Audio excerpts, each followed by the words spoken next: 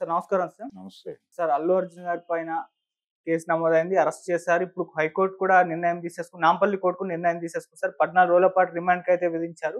So, Chanchalguda జైలుకైతే Allu Arjun గారిని తరలిస్తున్నారు. ఇదంతా కూడా సెన్సేషన్ క్రియేట్ చేసింది. ఇప్పుడు అంటే ఒక స్టార్ హీరో అరెస్ట్ అవ్వడం అనేది ఒక నేషన్ ఇష్యూగా కూడా మారిపోవడం మనం చూస్తున్నాం సార్. దీనిపైన పొలిటికల్‌గా చాలా మంది లీడర్స్ స్పందిస్తున్నారు. సినిమా వాళ్ళు స్పందిస్తున్నారు. చాలా మంది దీన్ని ఖండిస్తూ వస్తున్నారు. మరి మీ ఒపీనియన్ ఏంటి సార్ దీనిపైన? మీరేం అంటే చెప్తారు? స్టార్ హీరో అయితే ఏదైనా క్రైమ్ చేస్తే ఆయన అరెస్ట్ చేయకూడదు అని ఎక్కడ లేదు కదా. లేదు. ఎవరైనా సరే ఏ స్థాయిలో ఉన్న వాళ్ళైనా నేరం చేసినప్పుడు హ్మ్. జైలుకి వెళ్ళక తప్పదు. అంటే చట్టానికి లోబడి ఉండాలి అనుకుంటే హ్మ్. ఉండొచ్చు. లేదు అబ్స్కాండ్ అయి పారిపోయి ఉండొచ్చు ఆయన ఈ పాటికి. కేసు నమోదై చాలా రోజులైంది కదా. అవును. అరెస్ట్ చేయడం లేట్ అయింది నిజానికి. అయితే ఆ కేసుని అతని ఫిర్యాదు మేరకు రిజిస్టర్ చేశారు. హ్మ్. భర్త ఎవరైతే చనిపోయారో ఆవిడ భర్త ఇచ్చినటువంటి కంప్లైంట్ ఆధారంగా కేసు నమోదైంది. కాబట్టి అందులో పెట్టినటువంటి సెక్షన్స్ నాన్ బెయిలబుల్ సెక్షన్. అవును. 105 కావచ్చు, 118 కావచ్చు, అవి బెయిల్ స్టేషన్ బెయిల్ దొరికే సెక్షన్స్ కాదు. అందుకని అనివార్యంగా వాళ్ళు కోర్టుకు సమర్పించారు. హ్మ్. ఎఫ్ఐఆర్ కట్టారు, తీసుకెళ్లి కోర్టులో సబ్మిట్ చేశారు. కోర్టు నిర్ణయం. హ్మ్. అయితే లాయర్లు ప్రయత్నం చేశారు. హైకోర్టులో జరుగుతోందండి, అది పాజిటివ్ డెసిషన్ రావచ్చు అంటే వెయిట్ చేశారు. వెయిట్ చేశారు కానీ ఫైనల్‌గా ఆయన రిమాండ్‌కి మొగ్గు చూపారు. అంటే ఈ మధ్య మనం ఇలాంటి కేసు ఒకటి చూసాం. ఆవిడ అంటే తమిళనాడు కోర్టులో నెగెటివ్ వచ్చినటువంటి ఒక నటి. ఆవిడ అందరికీ తెలిసిన నటే కదా. ఈ మధ్య ఆవిడ అరెస్ట్ దాకా వెళ్ళి కస్తూరి. కస్తూరి. హ్మ్. కస్తూరి గారు మెడ్రాస్‌లో యాంటిసిపేటరీ బెయిల్ దొరకలేదు. దాని మీద ఆవిడ సుప్రీం కోర్ట్‌ని అప్రోచ్ అయింది. సుప్రీం కోర్ట్‌లో ఇంకా అడ్మిట్ కాలేదు. ఆ దశలో ఉండగానే పోలీసులు వచ్చి అరెస్ట్ చేసి తీసుకెళ్ళిపోయారు ఆవిడ. సో, ఆవిడ తర్వాత వాళ్ళ అబ్బాయికి ఉన్నటువంటి అనారోగ్యం ఇవన్నీ ప్రస్తావించి కోర్టులో బెయిల్ తెచ్చుకున్నారు. బయటకొచ్చేసారు. ఓకే. అలాగే అల్లు అర్జున్ కూడా నిజానికి ఆ రోజే కేసు బుక్ అయిన రోజే జనరల్‌గా ఎవరినైనా సాధారణ ప్రజలు ఎవరి మీదైనా కేసు నమోదైతే హ్మ్. ఇమ్మీడియేట్‌గా పోలీసులు ఇంటికొచ్చి తీసుకెళ్తారు. అలా చేయలేదు కదా ఇక్కడ. అవును. అలా చేయలేదు. టైం ఇచ్చారు. ప్రాపర్ టైం ఇచ్చారు. కాకపోతే ఏంటంటే ఈరోజు జరగటం, రేపు, ఎల్లుండి కోర్టు హాలిడేస్ రావటం. ఇది కొంచెం క్రిటికల్. జనరల్‌గా అరెస్టులు ఇలాగే జరుగుతాయి. పెద్ద అరెస్టులన్నీ కూడా హ్మ్. కోర్టు సెలవుల ముందు చేస్తారు.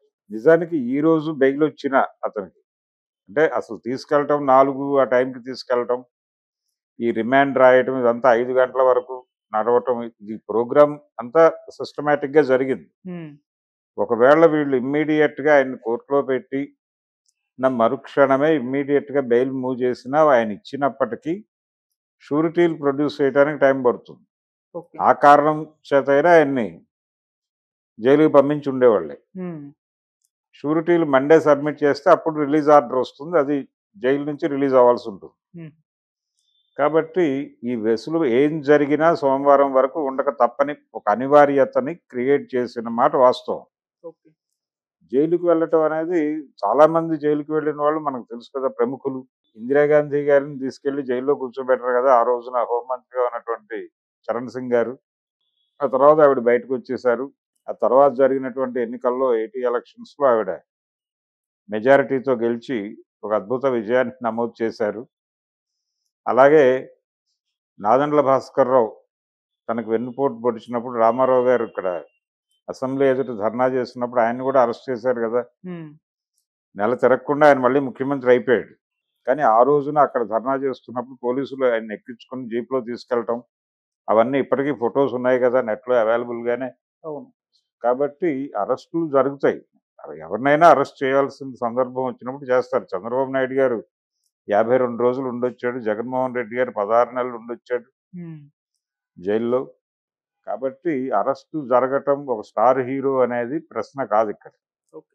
హీరోలను అరెస్ట్ చేయకూడదు లాంటి రూల్స్ ఏం లేవు. ఆల్రెడీ జైలుకెళ్ళిన హీరోలు కూడా ఉన్నారు. సంజయ్ దత్ టాడా సంజయ్ దత్. కేసులో జైలుకెళ్ళి వచ్చాడు కదా. హ్మ్. దర్శన్. దర్శన్ ఉన్నాడు. అవును. అలాగే రాంగ్ సల్మాన్ కేసా ఖాన్. మరొకటా అనేది పక్కన పెడితే హీరో సుమన్ కూడా జైలుకి వెళ్ళి వచ్చిన వాడే కదా. అవును. ఇలా జైలుకి వెళ్ళటము హీరోకి దీనికి అంటే వాళ్ళ స్ట్రేచర్‌కి సంబంధం ఉండదు. ఎవరైనా క్రైమ్ జరిగినప్పుడు ఆ క్రైమ్‌లో అతని బాధ్యత ఉంది అనుకున్నప్పుడు కేసు పెట్టినప్పుడు దానికి ఒబే అయి ఉండాలి. హ్మ్. కోర్టులో బెయిల్ తెచ్చుకోవాలా, బయటకు రావాలా, అయిపోతుంది అంతే.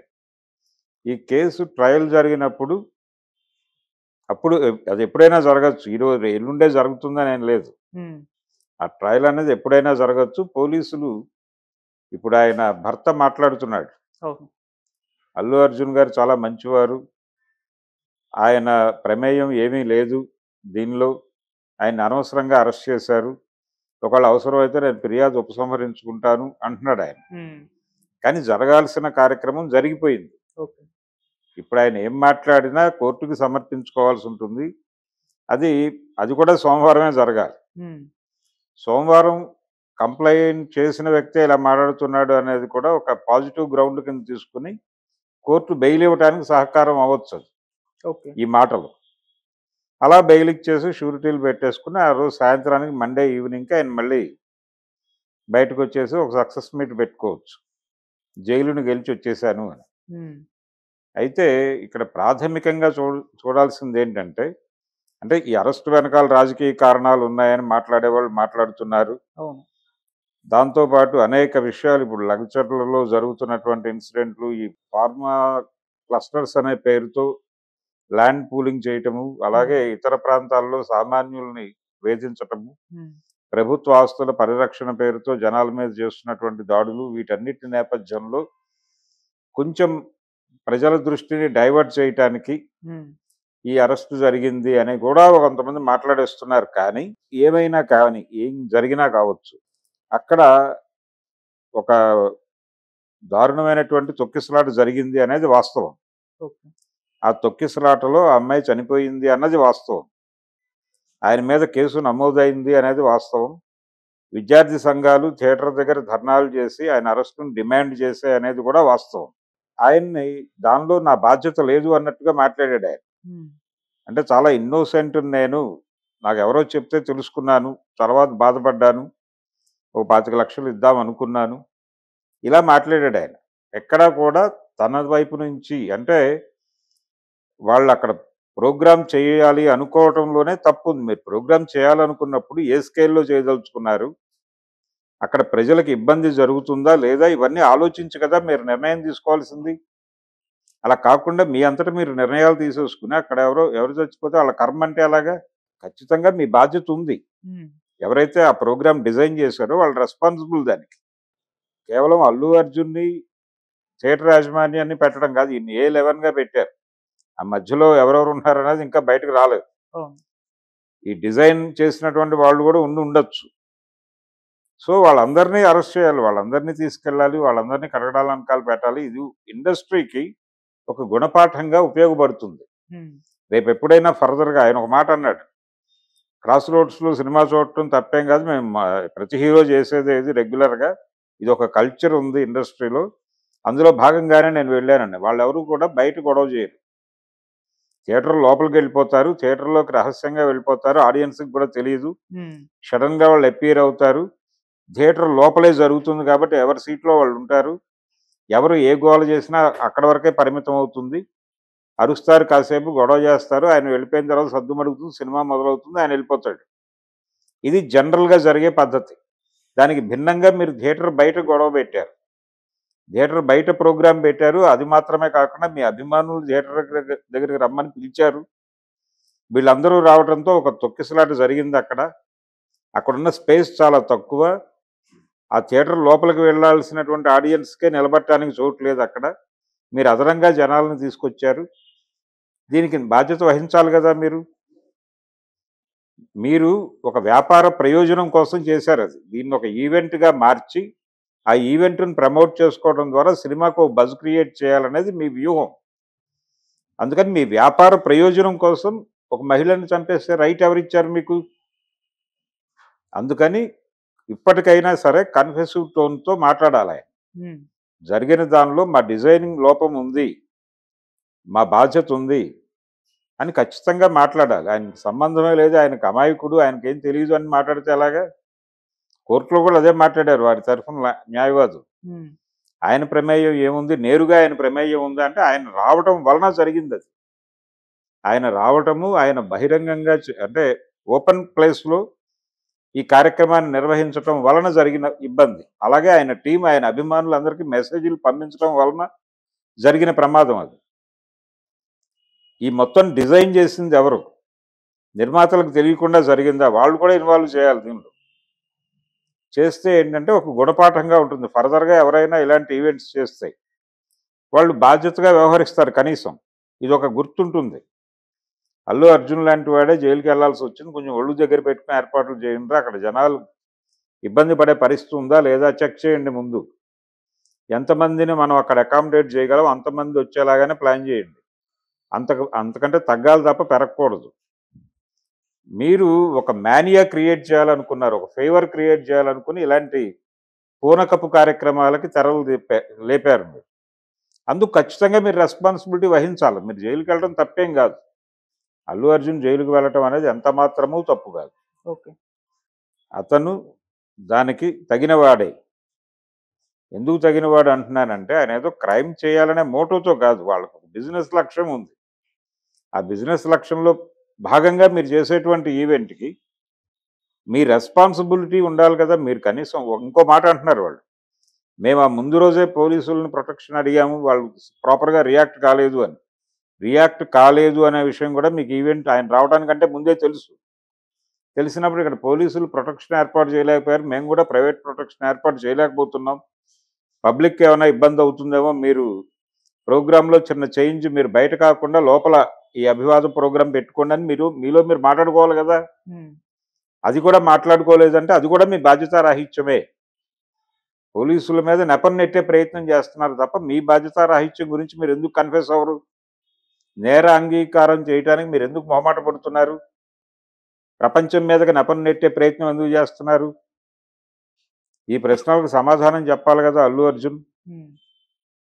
సో ఇది యాటిట్యూడు, ఇగోకి సంబంధించిన గొడవ. నిజానికి ఆయన ఆ రోజే ఆయన మొహంలో కళ తప్పింది. ఏది? సక్సెస్ మీట్లో ఆయన ఫేస్ నార్మల్గా లేదు. ఆయన మాట్లాడిన మాటల్లో కూడా, ఆయన టోన్లో కూడా ఒక నార్మల్సీ కనిపించలా. ఆ జోష్ లేదు, సినిమా సక్సెస్ అయినటువంటి జోష్ లేదు, ఆ ఉత్సాహం లేదు. కారణం ఏమిటి? ఆయన బ్రెయిన్లో ఇది రన్ అవుతోంది.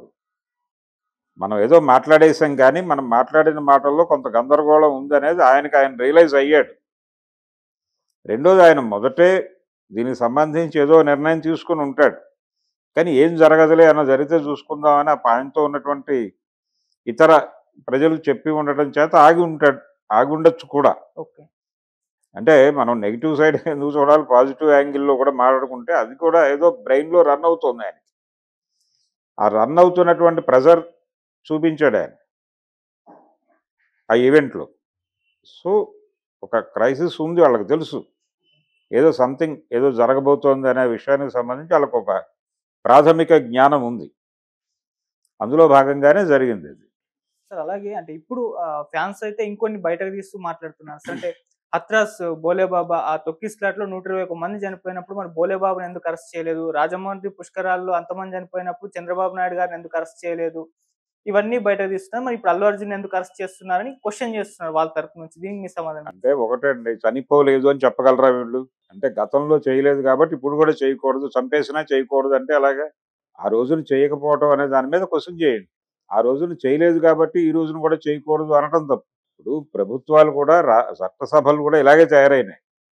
ఒక రోడ్డు బాగాలేదండి, ప్రజలు చాలా ఇబ్బంది పడుతున్నారు, కాలువలు రోడ్డు మీద ప్రవహిస్తున్నాయి, చాలా ఇబ్బందిగా ఉంది అని ఎవరైనా చట్టసభలో మాట్లాడితే అది మేము చూస్తాము, కంట్రోల్ చేస్తాము, మా ప్రయత్నం మేము చేస్తాము, ప్రజలకి అసౌకర్యం కలిగించము, కొంచెం టైం తీసుకుని చేద్దాం, అది డెఫినెట్గా పర్సూ చేస్తాం మీరు చెప్పిన ఇష్యూ అనేది సమాధానం. కానీ గౌరవ మంత్రి గారు ఏం చెప్తారంటే, మీరు అధికారంలో ఉండగా ఏం పీకారు అంటాడు ఆయన. దాని మీద గొడవ జరుగుతుంది, అసలు ప్రశ్న పక్కకి వెళ్ళిపోతుంది. ఇదే జరుగుతుంది చట్టసభల్లో. అదే ధోరణిలో ఇప్పుడు గతంలో చంద్రబాబును అరెస్ట్ చేయలేదు, లేకపోతే ఇంకో చోట జరిగిన తొక్కిసలాట గురించి అనేక చోట్ల అనేక రకాలుగా రాజకీయ సభల్లో కూడా తొక్కిసలాటలు జరిగి జనాలు చచ్చిపోయిన సందర్భాలు ఉన్నాయి. మనకి ఈ తొక్కిసలాటలో జనం చచ్చిపోయారు అనగానే జలియన్ వాలాబాగ్ గుర్తొస్తుంది. ఆ మీటింగ్ నుంచి బయటకు వెళ్లే గేట్ లేక వాళ్ళందరూ లోపల కాల్పులకు గురై చనిపోవటం మనకు తెలుసు. కాబట్టి ఇలాంటి ఇన్సిడెంట్లు స్వతంత్రం వచ్చిన తర్వాత కూడా జరిగినాయి. కారంచేడు ఇన్సిడెంట్ జరిగేటప్పుడు పద్మారావు గారిని అరెస్ట్ చేయాలనుకుంది ప్రభుత్వం, కత్తి పద్మారావుని. అరెస్ట్ చేయాలనుకున్నప్పుడు విజయవాడ గాంధీ మున్సిపల్ హై స్కూల్లో మీటింగ్ పెట్టారు వాళ్ళు. ఆ డయాస్ మీద ఆయన అరెస్ట్ చేశారు. అరెస్ట్ చేయడానికి ఒక గేట్లోంచి పోలీసులు వచ్చారు. ఆ స్కూల్ గ్రౌండ్లోంచి బయటకు వెళ్ళడానికి వేరే మార్గం లేదు. ఉమ్, పోలీసులు సభ మీద దాడి చేస్తున్నారేమో అని భావించి భయపడి చాలా మంది గోడలు దూకారు. ఓకే. ఆ గోడ పక్కన పెద్ద కందకం ఉంది. ఉమ్, ఓ మురికి కాలువ వెళ్తుంది అక్కడి నుంచి. దానిలో పడి చాలా ఇబ్బందులు పడ్డ వాళ్ళు చాలా మంది ఉన్నారు. కొంతమంది ధైర్యంగా నిలబడిన వాళ్ళు దెబ్బలు లేకుండానే బయటకు వచ్చారు. ఉమ్, అంటే వాళ్ళ ప్రోగ్రాం పద్మరావు గారిని అరెస్ట్ చేయడం అక్కడితో అయిపోయింది. మిగిలిన జనాలను ఇబ్బంది పెట్టడం వాళ్ళ ఉద్దేశం కాదు. కానీ ప్రజలు పానిక్ అవుతారు ఇలాంటివి జరిగినప్పుడు. ఆ పానిక్ అయినప్పుడు కొన్ని నష్టాలు జరుగుతాయి. కొంతమంది చనిపోవచ్చు కూడా. ఓకే.